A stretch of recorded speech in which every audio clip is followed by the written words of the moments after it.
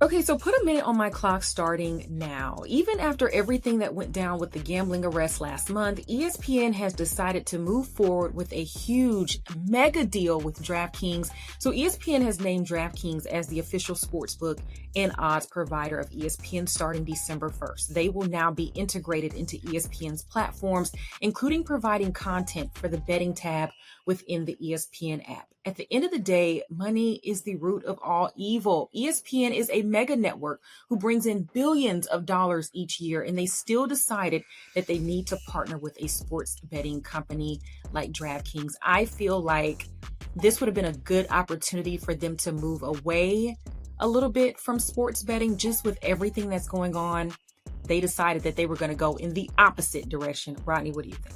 While I love the way that you articulated yourself, I'm not quite sold on your argument.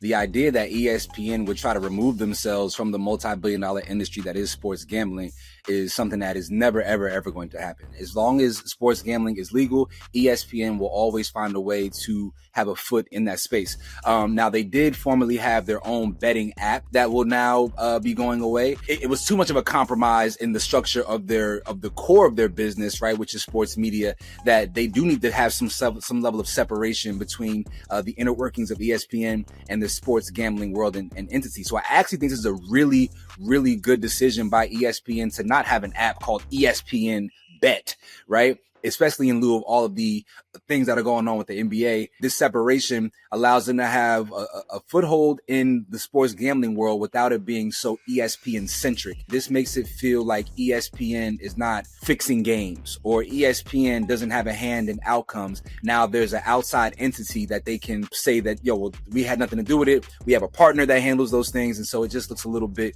cleaner on the books to the naked eye. So that's my perspective.